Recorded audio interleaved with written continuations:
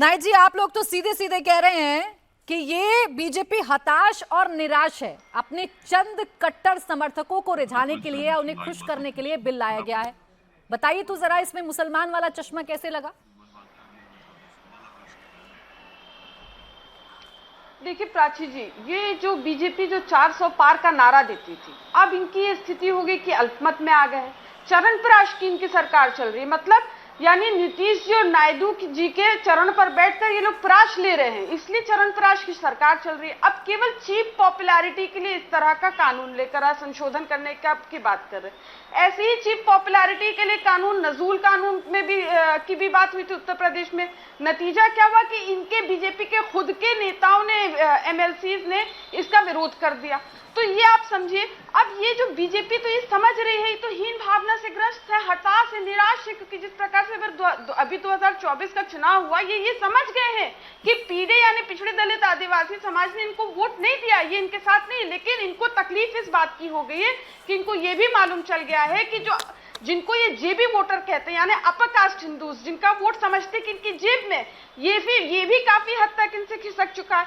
या आप देख लीजिए नतीजा, अयोध्या, इलाहाबाद, जिस तरह से संगम जी ने, महाकुंभ जहां होता है, संगम जी ने आशीर्वाद दिया, राम जी ने आशीर्वाद दिया, बद्री जी ने आशीर्वाद दिया, हरिद्वार में मां गंगा ने आशीर्वाद दिया, चित्रकूट में आशीर्वाद मिला समाजवादी पार्टी और इंडिया गठबंधन को। तो इससे ये बीजेपी घबरा गई। अब ये सारा जो काम कर रहे हैं, किस प्रकार से जो वोट हमसे खिसक चुका है हमारे जेबी वोटर का, उनको खुश करें और वो वोट वापस ले ले। तो अब ये बड़ी बात होगा भी वापस नहीं आएगा, उस वोटर को ये समाज भी समझ गया कि बीजेपी का मतलब सोच वाला बताइएगा नाहिद जी। तो ये कैसे सेकुलर हो गए आप? अगर वो वोटर जो इनसे खिसक गया आज जिलानी साहब से, उसे आप सीधे सीधा कट्टर कह देंगे क्या कट्टरता की इनके वोटर ने? उल्टी गंगा बह रही है आज नाहिद ला रही है, आज नाहिद ला रही है, समझिए बात बात कर रही है। वही लोग हैं जिन्होंने सीधे कार से लोगों को गोली मरवाया। आज कमाल है। ये भी मोदी जी, मैं आपको समझा रही हूँ, एक सेकंड नाहिद, मैं आपको समझा रही हूँ जिलानी जी, ऐसे में चर्चा नहीं करती हूँ। एक एक करके मेरे मेहमान बोलते हैं, और चूंकि मेरे पास बड़ा पैनल है मेहमानों का, तो बीच बीच में अगर कोई बोलेगा तो समय चला जाएगा, जस्टिफाई नहीं कर पाऊंगी सबके साथ। नाहिद जी बोलिए।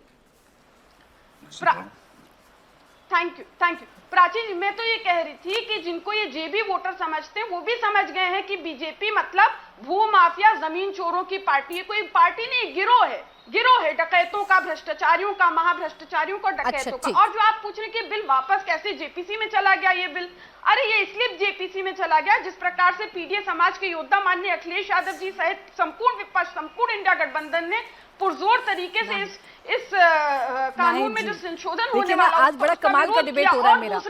आज बड़ी कमाल का डिबेट हो रहा है। आपके सवाल का जवाब जिलानी जी दे रहे हैं, और जिलानी जी के सवाल का जवाब आप दे रही हैं। जेपीसी में क्यों चला गया ये आप बता रहे हैं। मुझे रोक रही हैं, वरना मैंने जवाब दिया। एक सेकंड रुकिए जिलानी जी। नाहिद जी, आपने पढ़ा है, आपने ड्राफ्ट पढ़ा है क्या? आपने पढ़ा है कि उस कानून में क्या है? एक सेकंड और दे दीजिए मैडम। दे नहीं पाऊंगी, और मेहमान भी हैं, जस्टिफाई नहीं कर पाऊंगी समय के साथ। हाँ बताइए। एक सेकंड और दे दीजिए। हाँ बोलिए ना, एक सेकंड और बोलिए केवल एक सेकंड। हाँ। मैं ये कह रही हूँ कि वो ये बिल इसलिए जेपीसी में चला गया क्योंकि बीजेपी के जो बॉस है ना, नीतीश जी और नायडू जी, उन्होंने कह दिया कि अगर वोटिंग का मामला आएगा तो हम आपके पक्ष में वोट नहीं करेंगे। हाँ, आपके मान सम्मान में हम बोल दे रहे हैं, लेकिन उनकी पार्टी में क्या चल रहा है उसका जवाब देने के लिए वो बैठे हैं। लेकिन जो मेरे पास जानकारी है, इस हाथ में मेरे पास है वो बिल, मुझे एक पॉइंट ऐसा नजर नहीं आ रहा, आप खोजकर मुझे बता दें तो ज्यादा सही रहेगा, जिसमें मुझे ऐसा लगे कि ये मुसलमानों के विरोध या मुसलमानों की दुश्मन सरकार है। नहीं, मैं आपको बता रही हूँ। देखिए, वक्फ को आपको समझना पड़ेगा। 95% जो वक्फ होता है मस्जिद, कब्रिस्तान, दरगाह होता है, और एक दूसरा तरह का भी वक्फ होता है, उसको कहते हैं वक्फ अलल औलाद। ठीक है। यानी जो वाकिफ होता है, वो जो अपनी प्रॉपर्टी वक्फ करता है, वो जनरेशन टू जनरेशन उनके पुश दर पुश लोग उसको यूज कर सकते हैं, लेकिन उसको खुर्द बुर्द नहीं कर सकते। अगर खुर्द बुर्द करते हैं यानी सेल ऑफ करते हैं तो इलीगल है। तो जो चीज मुझे पॉइंट बताना था ढूंढ के। अभी रुकिए, आपके पास पूरा समय है, आपके पास ड्राफ्ट है, आपने कहा अच्छी बात है कि आपने पढ़ा है ये बिल। आप मुझे थोड़ा सा सेक्शन बता दीजिएगा, पॉइंट्स बता दीजिएगा, क्योंकि जो बदलाव मेरे हाथ में है उसमें मुसलमान विरोधी कुछ नहीं है।